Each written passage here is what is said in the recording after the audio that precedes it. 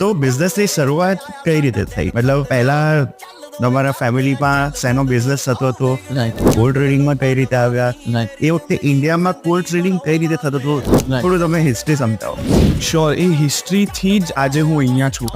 તો એ મને મજા આવશે વાત કરવાની.